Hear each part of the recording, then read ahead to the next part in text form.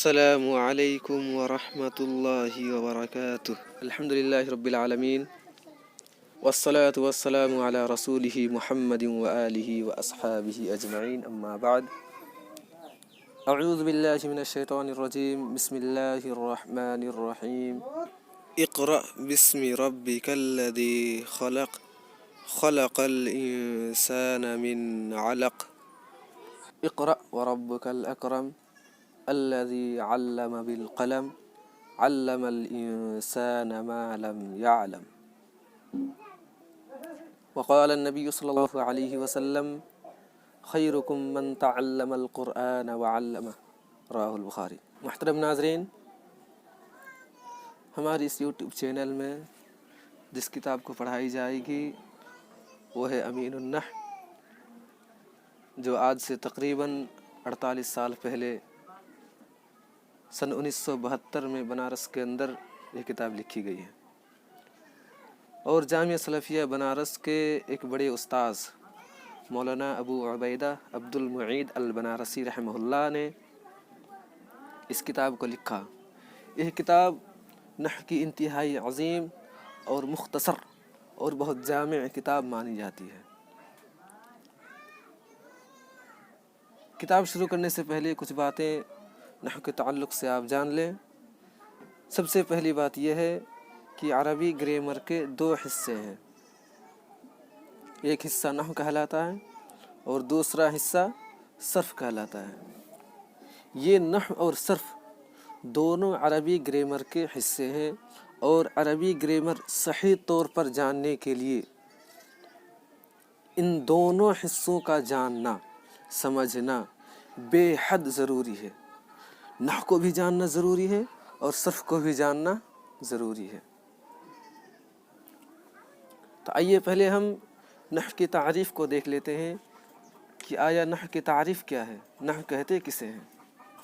نحو ایسے علم کو کہتے ہیں جس سے اسم، فعل، حرف کو ایک دوسرے سے ملا کر جملہ بنانے کا طریقہ اور ان کے آخر کی حالت معلوم ہو۔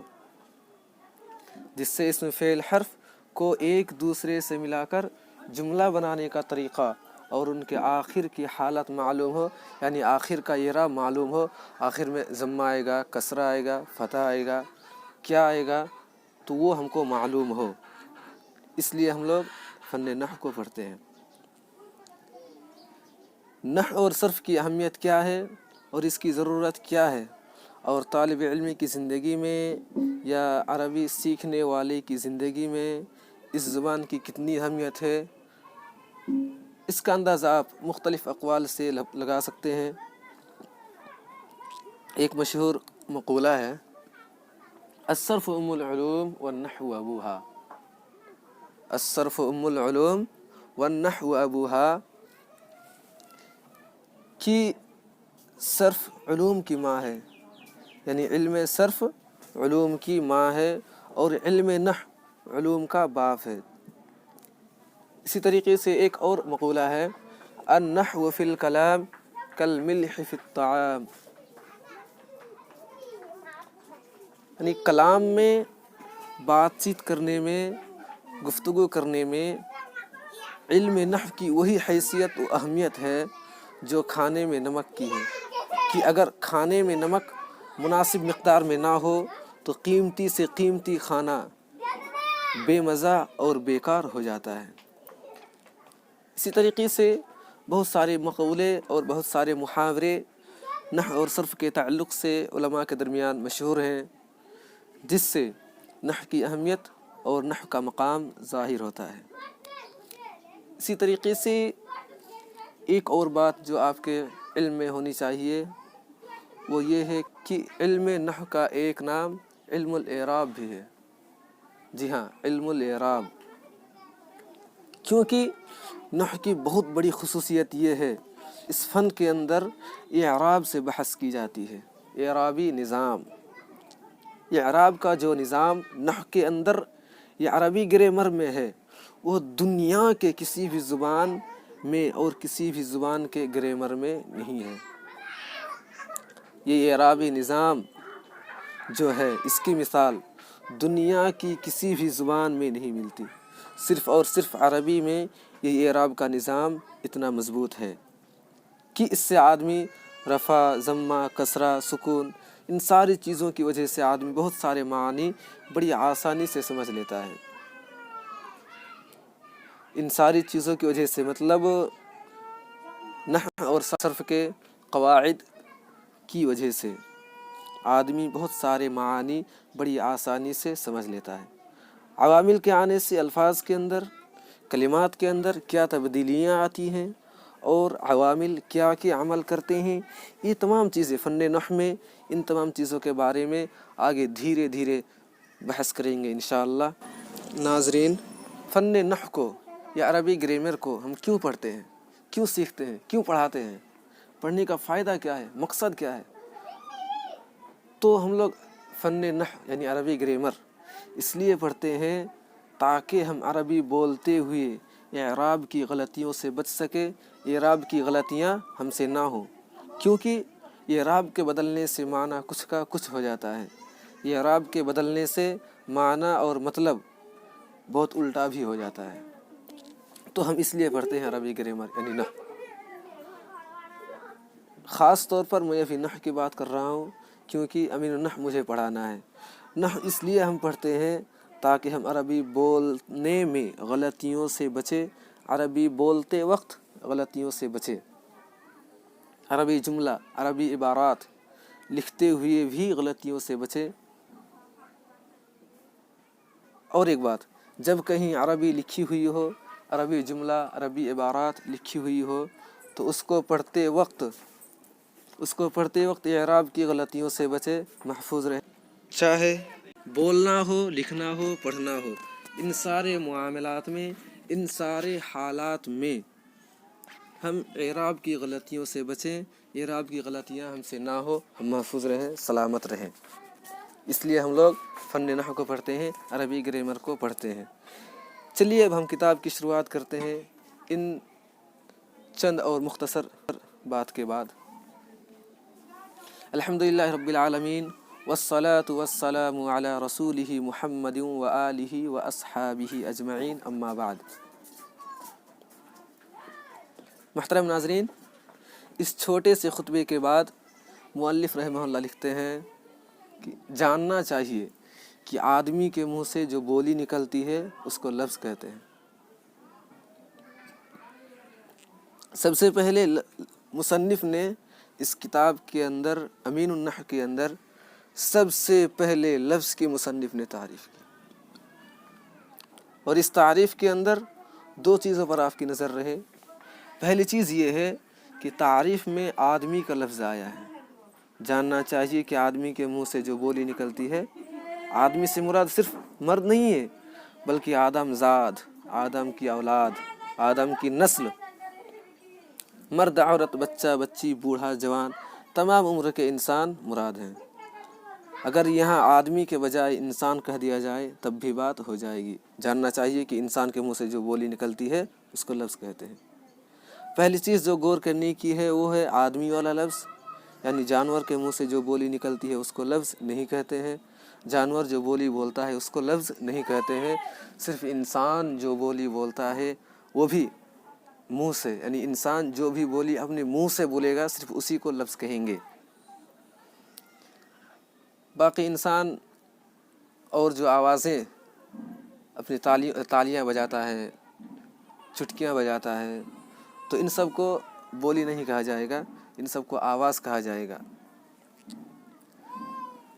اسی طریقے سے جانور ہو گئے، چرندے، پرندے، درندے، ان سب کی بولی کو ہم آواز کہیں گے، لفظ نہیں کہیں گے۔ صرف انسان کے منہ سے جو بولی نکلے گی صرف اسی کو لفظ کہیں گے۔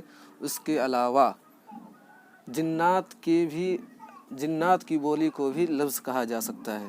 آواز اور لفظ میں فرق اتنا ہے کہ لفظ جو ہے وہ صرف انسان اپنی منہ سے ادا کرتا ہے، اور آواز بہت طرح کی ہوتی ہے۔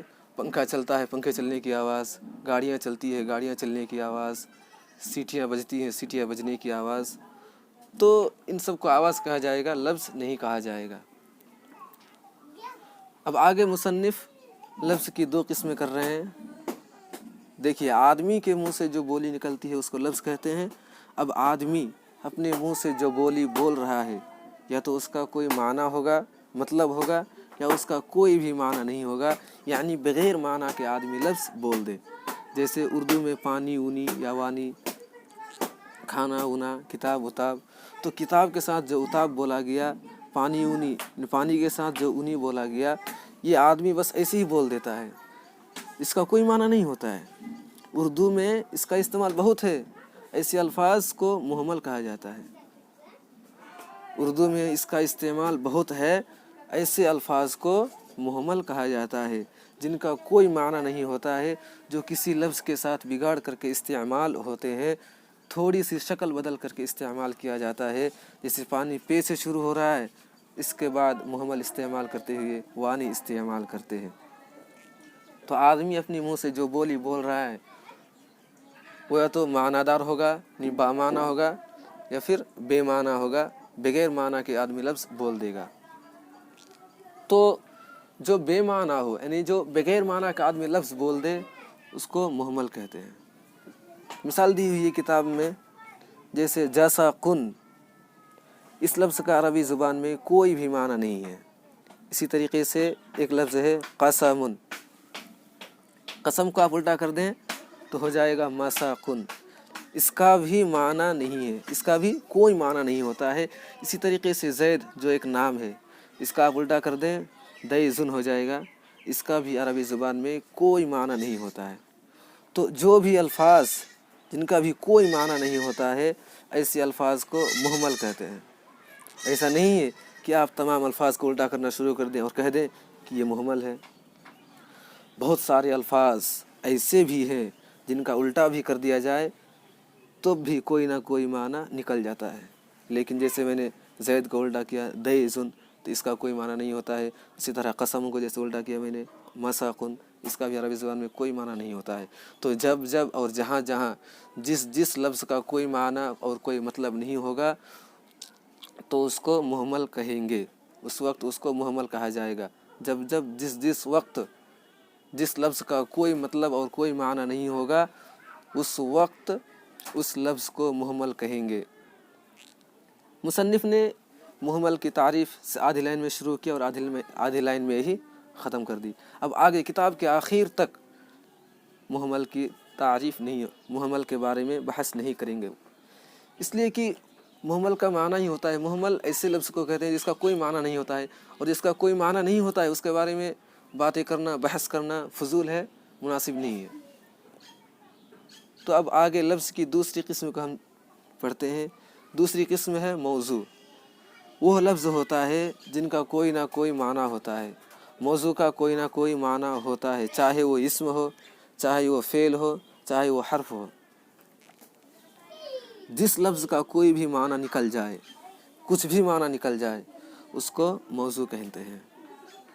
तारीफ़ लिखी हुई है किताब में कि मौजू ऐसा लफ्ज़ जो बामाना हो, बामाना यानी जिसका माना हो, ऐसा लफ्ज़ जो बामाना हो। जैसे कलमुन, कलमुन के अलावा कोई भी मिसाल दे सकते हैं आप जिसका माना होता है, खा वो इस्म हो, खा वो फ़ेल हो, खा वो हर्फ हो।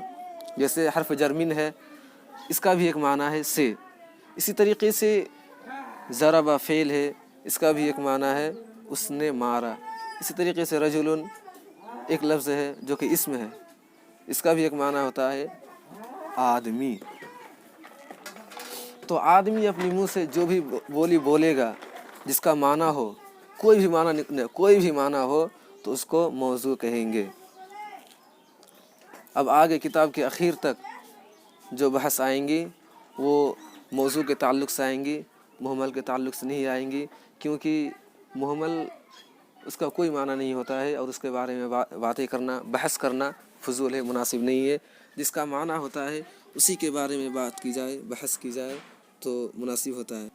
इसके बाद मुसन्निफ़ रहमहुल्लाह मौजू की दो किस्में कर रहे हैं, मुफ़रद और मुरक्कब।